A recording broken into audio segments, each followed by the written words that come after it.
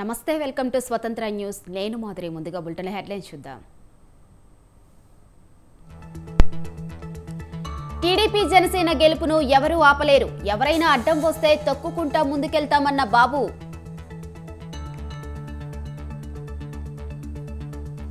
ఈ నెల 11న ఇందిరమ్మ ఇళ్ల పథకం విధి విధానాలు నిబంధనలు తయారు చేయాలన్న సీఎం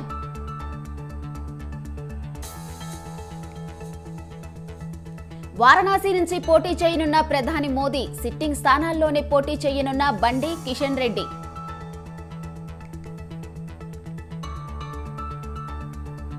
రక్షణ శాఖ భూముల కోసం అలుపెరగని పోరాటం చేశాం కేంద్ర ప్రభుత్వానికి కృతజ్ఞతలు తెలిపిన కేటీఆర్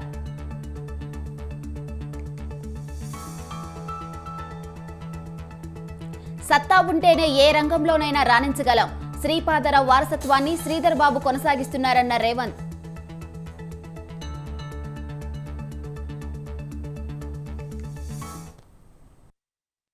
వైనాట్ 175 సిద్ధం అంటూ ఎన్నికలకు సమరశంఖం మోగించిన వైసీపీ మరో కీలక అడుగు వేసేందుకు రెడీ అయింది.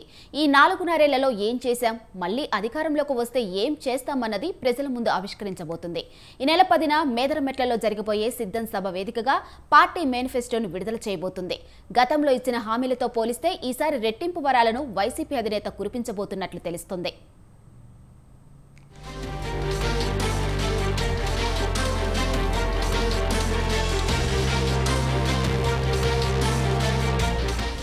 ఆంధ్రప్రదేశ్ అసెంబ్లీ పార్లమెంట్ ఎన్నికలకు ముహూర్తం ముంచుకొస్తుంది. మరో వారం 10 రోజుల్లో ఎన్నికల షెడ్యూల్ రావచ్చునన్న ప్రచారం గట్టిగా సాగుతుంది. అయితే 2019లో తిరుగులేని మెజారిటీతో అధికారం దక్కించుకున్న వైసీపీ మరోసారి విజయం సాధించాలని ఉవ్విల్లూరుతోంది. ఇందుకోసం అవసరమైన అన్ని వ్యూహాలను ఓ పద్ధతిగా అమలు చేసుకుంటూ పోతుంది. ఈ క్రమంలోనే రాష్ట్రంలోని అన్ని ప్రాంతాలు కవర్ అయ్యేలా సిద్ధం పేరుతో సభలు నిర్వహిస్తూ ప్రజలను ఆకట్టుకోవడమే కాదు, కేడర్ను ఉత్తేజపరుస్తుంది.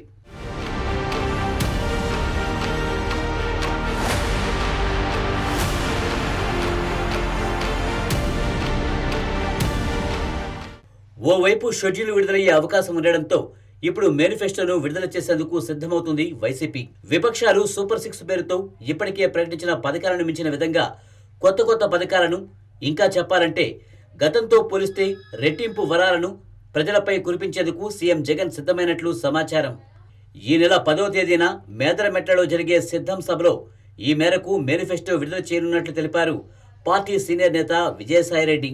ఈ యొక్క నెల మార్చి నెల 10వ తారీఖున బాపట్ల పార్లమెంటు పరిధిలో 4వ సిద్ధం మహాసభ వైఎస్ఆర్ కాంగ్రెస్ పార్టీ జరుపుకుంటుంది.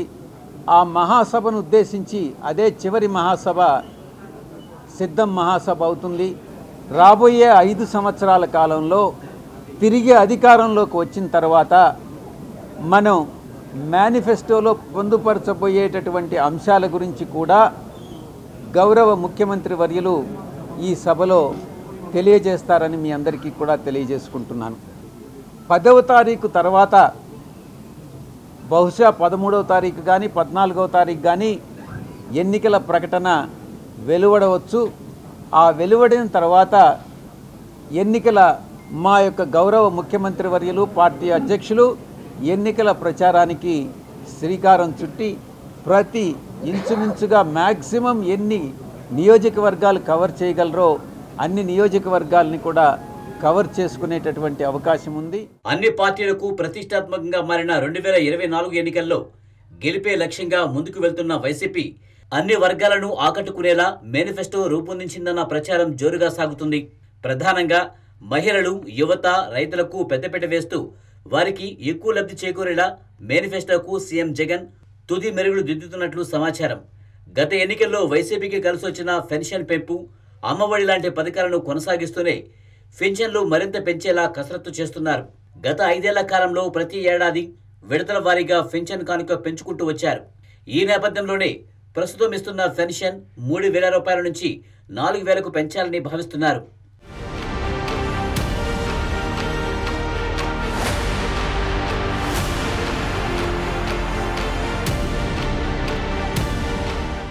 అంతేకాదు మేనిఫెస్టోలో పలు ప్రజారంజక పథకాలను ప్రవేశపెట్టనున్నట్లు తెలుస్తోంది. రైతు భరోసాను 15,000 నుంచి 25,000కు పెంచే యోచనలో ఉన్నట్లు సమాచారం. ఆరోగ్యశ్రీ పరిధిని 20 లక్షలకు ఇప్పటికే పెంచారు. ఇక అమ్మఒడి 15,000 నుంచి 20,000కు, వైఎస్ఆర్ చేయూత కింద చేసే సాయాన్ని 18,500 నుంచి 20,000కు పెంచనున్నట్లు తెలుస్తుంది. దీంతో పాటు కొత్త హామీలలో భాగంగా 2 లక్షల దాకా రైతులకు రుణమాఫీ, అలాగే డ్వాక్రా రుణమాఫీ హామీలు ఈసారి అత్యంత కీలకం కాబోతున్నాయని పార్టీ వర్గాలు అంతర్గతంగా చర్చించుకుంటున్నాయి.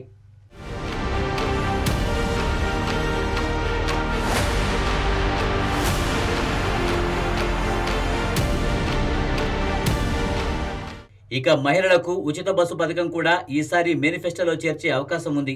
అలాగే 400 రూపాయలకే గ్యాస్ సిలిండర్ హామీని ఇవ్వనున్నట్లు తెలుస్తుంది. పేదలకు 20 లక్షల ఇళ్లు, విద్యార్థులకు ల్యాప్టాప్స్, ఇంటర్ పూర్తి చేసిన విద్యార్థినులకు ఎలక్ట్రిక్ స్కూటర్లు, ఇలా మరిన్ని ప్రజాకర్షక హామీలతో మేనిఫెస్టోను వైసీపీ అధినేత ఏపీ సీఎం జగన్ సిద్ధం చేసినట్లు తెలుస్తుంది. ఇప్పటికే తయారైన దానికి తుది మెరుగులు దిద్ది సిద్ధం సభలో ప్రకటించబోతున్నారు జగన్.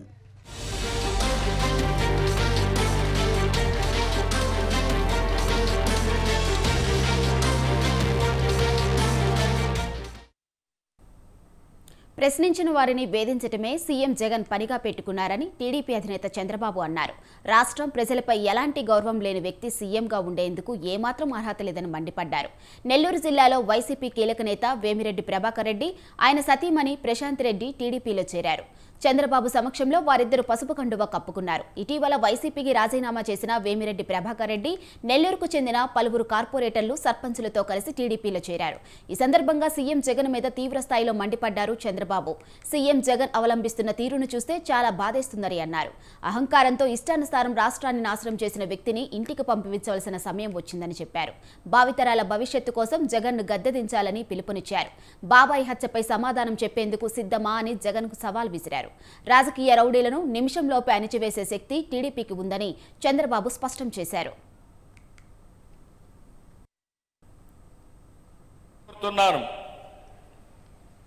అహంకారంతో ఇష్టానుసారంగా ఈ రాష్ట్రాన్ని విధ్వంసం చేసి రాష్ట్రాన్ని పూర్తిగా నాశనం చేసిన వ్యక్తిని ఇంటికి పంపించవలసిన బాధ్యత మన అందరిపైన ఉంది. 5 కోట్ల రాష్ట్ర ప్రజానీకం కోసం, భావితరాల భవిష్యత్తు కోసం, పుట్టబోయే బిడ్డల కోసం మీరందరూ ఆలోచించాల్సిన అవసరం ఉంది. ఇది మీ అందరి బాధ్యత. ఎందుకు నేను అడుగుతున్నానంటే ఈ మాట, మనం శాశ్వతం కాదు, సమాజం శాశ్వతం, రాష్ట్రం శాశ్వతం. రాష్ట్రం అంటే మట్టి కాదు, రాష్ట్రం అంటే మనుషులు. అలాంటి ఇంగిత జ్ఞానం లేని వ్యక్తి ముఖ్యమంత్రిగా ఉండి ఇష్టానుసారంగా చేస్తా ఉంటే ఆయన విధానం నచ్చక వాళ్ళ నేతలే పార్టీకి బై బై అంటున్నారు. కార్యకర్తలు బారిపోయే పరిస్థితికి వచ్చారు, తిరుగుబాటు చేసే పరిస్థితికి వచ్చారు. అటు ప్రజలు, ఇటు సొంత పార్టీ నేతలు తిరుగుబాటుతో జగన్కి భంగపాటు తప్పదు. ఎవ్వరికి అనుమానం అవసరంలా 1000% చెప్తున్నా, రాబోయేది తెలుగుదేశం జనసేన ప్రభుత్వమే. ఒకటి అడుగుతున్నా, ఇప్పటికైనా చెప్పమని. ఓ కిల్డ్ బాబాయ్, ఓ కిల్డ్ బాబాయ్, ఓ కిల్డ్ బాబాయ్. నేను అడగల, మొన్న నేను అడిగా, నిన్న ఆయన కూతురు అడిగింది, అవునా కాదా? నీ సోదరి ఒక మాట అడిగింది, పాలకులకు పరిపాలించే అర్హత లేదండి. సిద్ధం అన్నావు, సమాధానం చెప్పు. అంతకులు మన మధ్య ఉంటారు, గుర్తించలేకపోయాం, సిద్ధం. సమాధానం. సాధారణంగా ఏ హత్య కేసైనా 4-5 రోజుల్లో తేలిపోతుంది. మరి వివేక హత్య ఎందుకు 5 ఏళ్లు తేలలేదని అడిగింది. సిద్ధం. సమాధానం. అందుకే నేను అంటున్నా, సిద్ధం సిద్ధం అని అరుస్తున్నావు కదా, బాబాయ్ హత్యపై సమాధానం చెప్పడానికి సిద్ధమా అని సవాలు విసురుతున్నా. ఇంకొక చెల్లెలు షర్మిల పరిస్థితి ఏం తమ్ముళ్ళు, ఆవిడ చూశారు. పాపం ఆవిడకి ఆస్తిలో వాటా ఇవ్వాల, ప్యాలెస్ రాజకీయాలు జరిగాయి. ఇంకో పక్క ఆవిడ కూడా ఇప్పుడు ఒక పార్టీలో చేరింది, ఒక పార్టీ అధ్యక్షురాలు. నేనేం మాట్లాడను. వాళ్ళ అన్నపై నుండే కోపంతో ఆవిడ మనల్ని కూడా విమర్శిస్తా ఉంది. నాకేం బాధ లేదు, మీరు విమర్శిస్తే నేను సమాధానం చెప్పుకునే సమర్థత మాకుంది, తెలుగుదేశం పార్టీకి ఉంది. ఆ విషయం ఆవిడ కూడా గుర్తుపెట్టుకోవాలి. కానీ ఇక్కడ మీరు చూస్తే సొంత చెల్లెల్ని ఎన్నికల ముందు పాదయాత్ర చేపించి ఊరూరు తిప్పి ఎట్లా ఉపయోగించుకున్నాడో మీరు చూశారు. అంటే టిష్యూ పేపర్ బాత్రూమ్ మారిగా వాడుకొని ఈ అమ్మాయి ఆ టిష్యూ పేపర్ బారేసినట్టు ఇప్పుడు చెల్లెలు వదిలేసే పరిస్థితికి వచ్చాడు. ఏమి న్యాయమో నాకైతే అర్థం కాలేదు. అంతటితో పర్వాలేదు, కుటుంబాల్లో తగరాదులు వస్తాయి, నేను ఎక్కడ తప్పు పట్టను. కుటుంబాల్లో తగరాదు వచ్చినా మీరు ఒక్క విషయం గుర్తుపెట్టుకోవాలి, ఆవిడ నీ పైన పోరాడుతుందని ఆమె పుట్టిక పైన కూడా నీచంగా మాట్లాడావు. 6 గ్యారంటీల అమలులో భాగంగా కాంగ్రెస్ ప్రభుత్వం మరో కీలక నిర్ణయం తీసుకుంది. ఈ నెల 11న ఇందిరమ్మ ఇళ్ల పథకం ప్రారంభించాలని తెలంగాణ ప్రభుత్వం నిర్ణయించింది. సచివాలయంలో ఇందిరమ్మ ఇళ్లపై సీఎం రేవంత్ రెడ్డి సమీక్ష నిర్వహించారు. 6 గ్యారంటీల్లో భాగంగా ఇందిరమ్మ ఇళ్ల పథకంపై విధి విధానాలు, నిబంధనలు తయారు చేయాలని అధికారులకు సీఎం రేవంత్ రెడ్డి ఆదేశించారు. పథకంలో భాగంగా స్థలం ఉన్న వారికి ఇంటి నిర్మాణానికి 5 లక్షలు, ఇల్లు లేని నిరుపేదలకు స్థలంతో పాటు 5 లక్షలు ఇవ్వనుంది ప్రభుత్వం.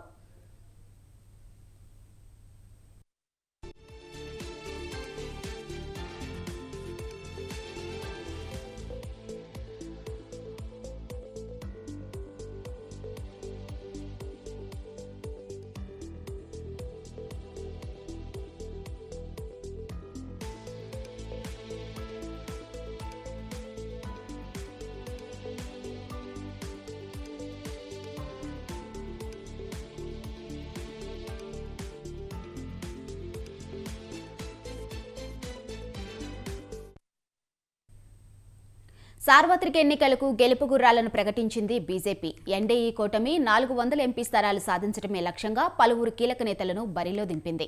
ఇందులో భాగంగానే 195 మంది అభ్యర్థులతో ఫస్ట్ లిస్ట్ ప్రకటించింది. ప్రధాని మోడీ మరోసారి వారణాసి బరిలో దిగుతున్నారు. మహిళలు, యువతతో పాటు ఎస్సీ, ఎస్టీలు, ఓబీసీలకు చెప్పుకోదగిన స్థాయిలో సీట్లు కేటాయించారు కమలనాథులు.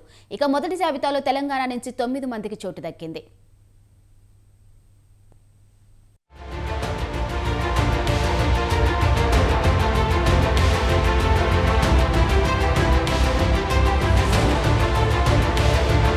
సార్వత్రిక ఎన్నికల్లో మరోసారి విజయం సాధించడమే లక్ష్యంగా ముందుకు వెళ్తున్న బీజేపీ ఆ దిశగా చేసే ప్రయత్నాల్లో మరో కీలక అడుగు వేసింది. దేశవ్యాప్తంగా పార్టీ తరపున పోటీ చేయనున్న 195 మంది అభ్యర్థులను ప్రకటించింది. ఈ మేరకు ఢిల్లీలోని పార్టీ ప్రధాన కార్యాలయంలో సీనియర్ నేత వినోద్ తావ్డే అభ్యర్థుల వివరాలు వెల్లడించారు. ప్రధాని నరేంద్ర మోదీ సారథ్యంలో బీజేపీ కేంద్ర ఎన్నికల కమిటీ ఇటీవలే సమావేశమై 16 రాష్ట్రాల్లోని అభ్యర్థిత్వాలపై సుదీర్ఘంగా చర్చలు జరిపింది. ఈ నేపథ్యంలో ఆయా అభ్యర్థులను ఖరారు చేస్తూ నిర్ణయం తీసుకుంది బీజేపీ కేంద్ర ఎన్నికల కమిటీ.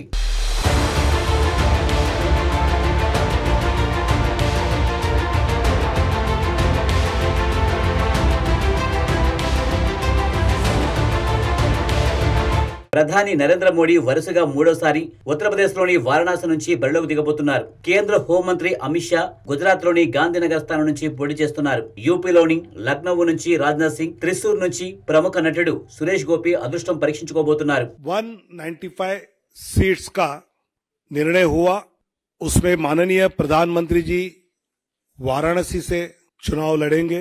34 केंद्रीय मंत्री एवं राज्य मंत्री, इनके नाम इस सूची में 195 में है। एक लोकसभा अध्यक्ष जी का नाम भी है और 2 पूर्व मुख्यमंत्री। ऐसे 195 में उम्मीदवारों के नाम है। उसमें 28 हमारी मातृशक्ति है, 50 से कम उम्र वाले 47 युवा उम्मीदवार, 47 फीमेल, 28 मातृशक्ति 28, यूथ 47, अनुसूचित जाति शेड्यूल कास्ट 27, शेड्यूल ट्राइब अनुसूचित जनजाति 18, पिछड़ा वर्ग ओबीसी 57। ऐसे सभी वर्गों को, सभी समाज को, सभी जातियों को प्रतिनिधित्व तेलंगाना 9 सीट्स 9 की घोषणा करेंगे। ఇక బీజేపీ జాబితాలోని కీలక అంశాలను గమనిస్తే 28 మంది మహిళలకు ఫస్ట్ లిస్ట్ లో చోటిచ్చారు. యువతకు 47 స్థానాలు కేటాయించారు. ఎస్సీలకు 27, ఎస్టీలకు 18, ఓబీసీలకు 57 సీట్లు ప్రకటించారు. ఈ తొలి జాబితాలో 34 మంది కేంద్ర మంత్రులు చోటు దక్కించుకున్నారు.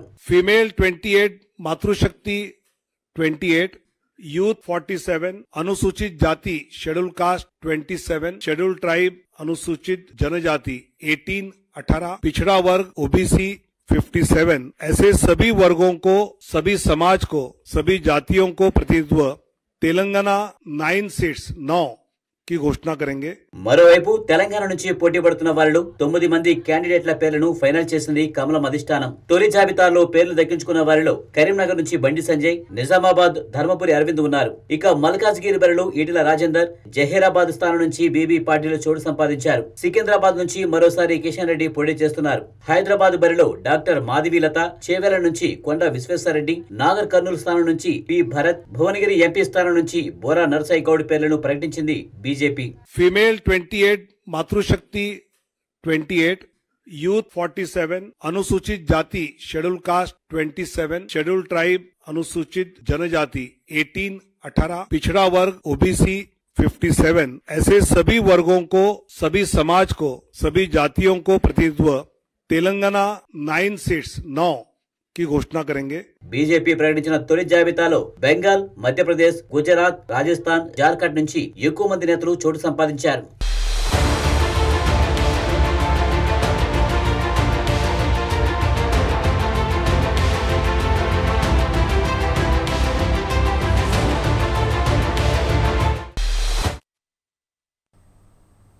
టికెట్ దక్కేది ఎవరికో, పోటీ చేసేది ఎవరో, అధిష్టానం మధ్యలో ఏముందో. టికెట్ పోరు వల్ల మిత్రత్వంతో ఉన్న ముగ్గురు మధ్య అకారణంగా అంతర్గత శత్రుత్వం ఏర్పడుతుంది. ఎవరికి టికెట్ వచ్చినా అందరం కలిసి పనిచేస్తామని ముగ్గురు నేతలు పైకి చెబుతున్నారు.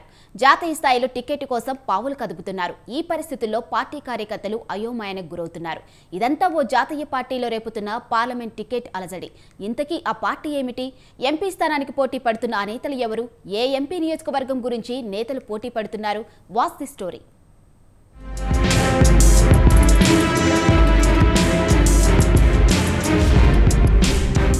ఆ జాతీయ పార్టీలో పార్లమెంటు టికెట్ చిచ్చురేపుతోంది. ముగ్గురు నేతల మధ్య తీవ్ర పోటీ నెలకొంది. టికెట్ తనకే దక్కుతుందని ముగ్గురు నేతలు ప్రచారం చేసుకుంటున్నారు. దీంతో ఆ పార్టీ కార్యకర్తలు ఆందోళనకు గురవుతున్నారు. ఎవరికి సపోర్ట్ చేయాలో తెలియని అయోమయంలో పార్టీ క్యాడర్ సతమతమవుతోంది. ఎవరికిచ్చినా తాము పనిచేస్తామని ఈ నేతలు బయటకు చెబుతున్నా జాతీయ స్థాయిలో టికెట్ కోసం పావులు కదుపుతున్నట్లు తెలుస్తోంది. అయితే మరో 2-3 రోజుల్లో టికెట్ పై ఉత్కంఠకు ఆ పార్టీ అధిష్టానం చెక్ పెట్టనున్నట్లు సమాచారం.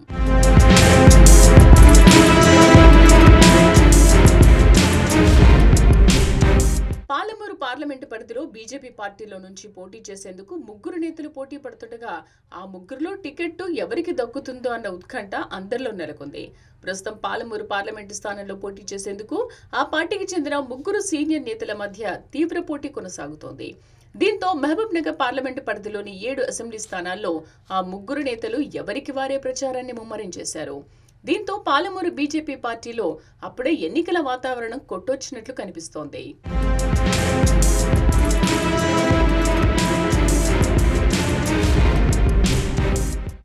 పార్లమెంటు పరిధిలో మక్తల్, నారాయణపేట, కొడంగల్, దేవరకద్ర, మహబూబ్ నగర్, జడ్చర్ల, షాద్ నగర్ అసెంబ్లీ సెగ్మెంట్లు ఉన్నాయి. అయితే బీజేపీ జాతీయ ఉపాధ్యక్షురాలు డీకే అరుణ, ఆ పార్టీ జాతీయ కార్యవర్గ సభ్యుడు మాజీ ఎంపీ జితేందర్ రెడ్డి, తెలంగాణ రాష్ట్ర బీజేపీ కోశాధికారి శాంతికుమార్ ఈ ఎంపీ సీటు కోసం పోటీ పడుతున్నారు. ముగ్గురు నేతలు తమ ఫోటోలతో పోటాపోటీగా ఫ్లెక్సీల వార్కు తెరలేపారు. టికెట్ ఎవరికి దక్కినా అందరం కలిసికట్టుగా పనిచేస్తామని ముగ్గురు నేతలు పైకి చెబుతున్నారు. అయితే అంతర్గతంగా గ్రూపు రాజకీయాలు సాగిస్తూ టికెట్ వేట కొనసాగిస్తున్నట్లుగా తెలుస్తోంది.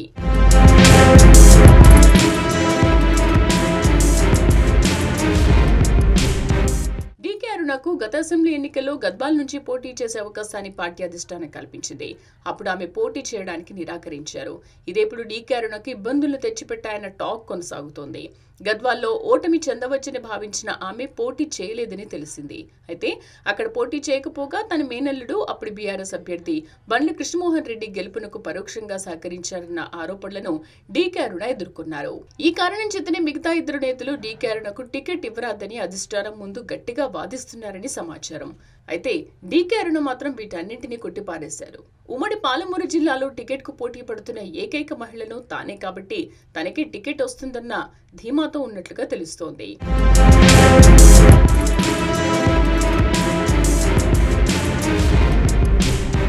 ముఖ్యంగా ముఖ్యంగా జాతీయ ఉపాధ్యక్షురాలు డీకే అరుణ, మాజీ ఎంపీ జితేందర్ రెడ్డిల మధ్య టికెట్ వార్ కొనసాగుతున్నట్టు తెలుస్తోంది. ఈ ఇద్దరు ఢిల్లీ స్థాయిలో తమకున్న పరిచయాలతో పాలమూరు పార్లమెంటు టికెట్ దక్కించుకునేందుకు విశ్వ ప్రయత్నాలు కొనసాగిస్తున్నారని సమాచారం. అయితే వీరికి ఏమాత్రం తీసిపోకుండా రాష్ట్ర కోశాధికారి శాంతకుమార్ సైతం పాలమూరు టికెట్ పై ఎన్నో ఆశలు పెట్టుకున్నట్లుగా తెలుస్తోంది. శాంతకుమార్ ఒక అడుగు ముందుకేసి ప్రచారాన్ని సాగించేస్తున్నారు. అయితే ఈ ముగ్గురులో టికెట్ ఎవరిని వరిస్తుందో అన్న ఉత్కంఠ ఉమ్మడి జిల్లాలోని కమలం పార్టీ కార్యకర్తలు, నేతల్లో కొట్టొచ్చినట్టు కనిపిస్తోంది. మాజీ ఎంపీ జితేందర్ రెడ్డి తనయుడు మిథున్ రెడ్డి ఇటీవల జరిగిన అసెంబ్లీ ఎన్నికల్లో మహబూబ్ నగర్ నుంచి పోటీ చేశారు. ఈ కారణంగా జితేందర్ రెడ్డికి టికెట్ దక్కదన్న ప్రచారం పాలమూరులో జోరుగా సాగుతోంది. అయినా పాలమూరు పార్లమెంటు సీటుకు పోటీ చేయడమే తన ఆశయం అన్న విధంగా జితేందర్ రెడ్డి వ్యవహరిస్తున్నారు. ఢిల్లీలో టికెట్ వేట కొనసాగిస్తున్నారు.